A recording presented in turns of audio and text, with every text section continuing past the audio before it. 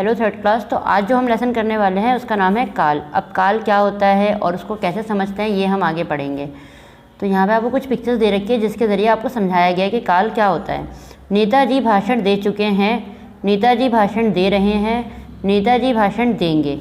तो ऊपर दिए गए वाक्यों में दे चुके हैं, दे रहे हैं तथा देंगे आदि क्रिया शब्द से क्रिया के होने का समय पता चलता है। मतलब जिन शब्दों से आपको ये पता चलता है कि क्रिया किस समय हो रही है उसे क्या कहते हैं, हम काल कहते हैं।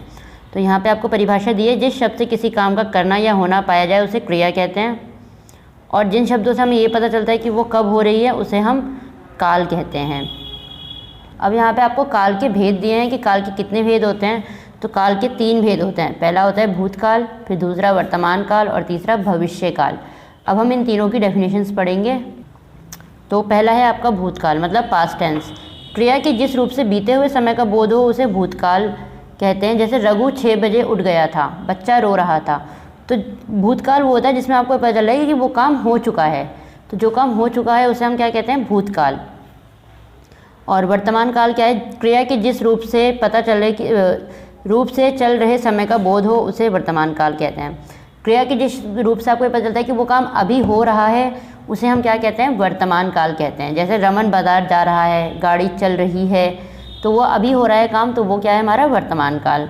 और भविष्य काल क्या है, क्रिया के जिस रूप से आने वाले समय का बोध हो उसे भविष्य काल कहते हैं। तो जिस रूप से आपको ये पता चल रहा है कि वो काम होगा आगे जाके उसे हम कहते हैं भविष्य काल। जैसे कल हमारे घर नानी जी आएंगी, कल मैच खेलेंगे, तो ये काम होने वाले हैं, तो ये है हमारा भविष्य काल। तो ये आपका लेसन था कि काल क्या होता है, काल के कितने भेद होते हैं और उनमें उन भेदों की डेफिनेशन हमने पढ़ी अभी। पिछली बार हमने लेटर किया था और इस बार हम ऐसे करेंगे, मतलब निबंध करेंगे। तो मैं अब आपको वो करवाऊंगी, उसके बाद हम इस लेसन की बैक एक्सरसाइज करेंगे।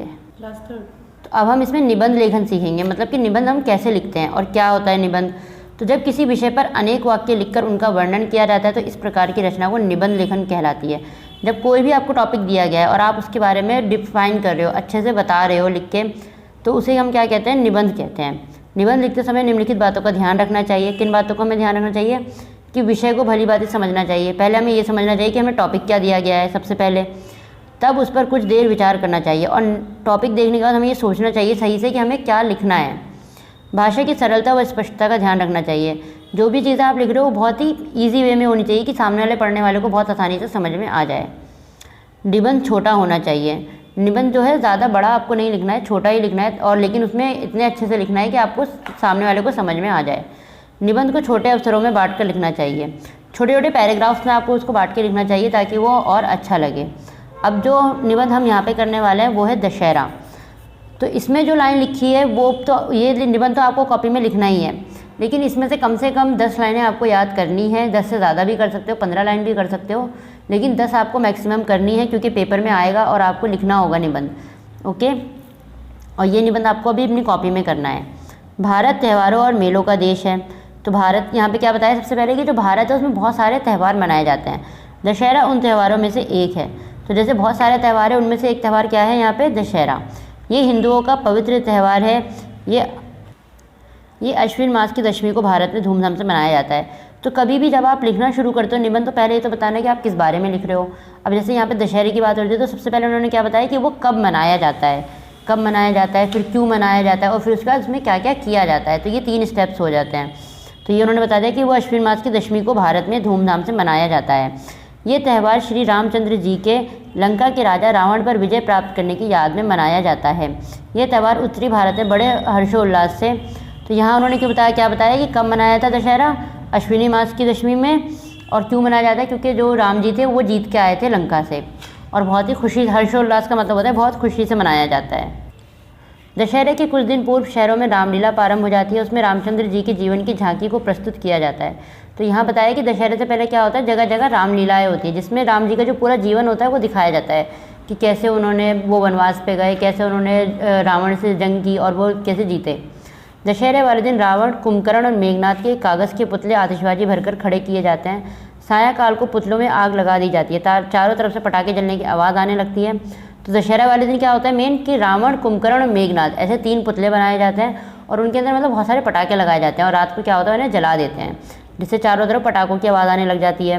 कुछ देर बाद लोग अपने अपने घरों को वापस चले जाते हैं। तो जैसे ही रावण दहन खत्म होता है, मतलब रावण जल जाता है, ख़त्म हो जाता है, उसके बाद लोग क्या करते हैं, अपने अपने घर चले जाते हैं। कुल्लू का दशहरा बहुत प्रसिद्ध है। अब यहाँ पे आपको बताया गया है कि कौन से यहाँ पे राज्य में जो दशहरा है बहुत ज़्यादा अच्छे से मनाया जाता है। तो यहाँ पे बताया कि कुल्लू में बहुत अच्छे से मनाया जाता है। बंगाल में इस दिन दुर्गा पूजा होती है। जैसे यहाँ पे दशहरा मनाया जाता है, वैसे ही बंगाल में उस दिन क्या मनाया जाता है, दुर्गा पूजा मनाई जाती है।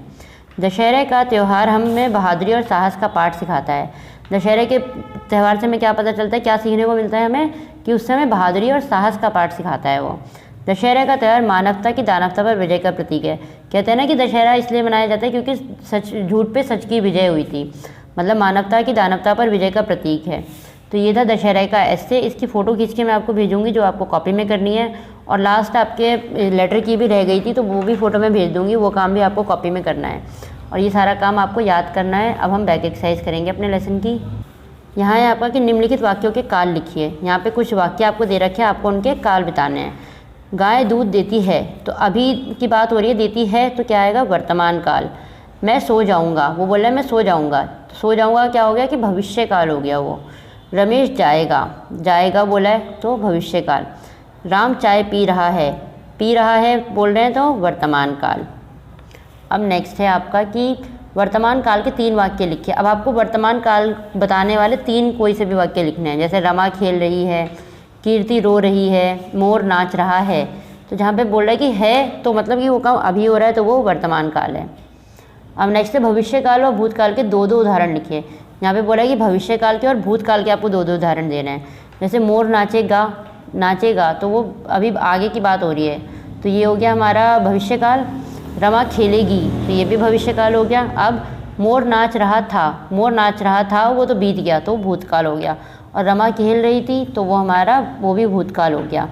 अब इसके बाद आपके क्वेश्चन आंसर है जो आपको ग्रुप में मिल जाएंगे। ये सारा काम आपको कॉपी में करना है। Okay bye.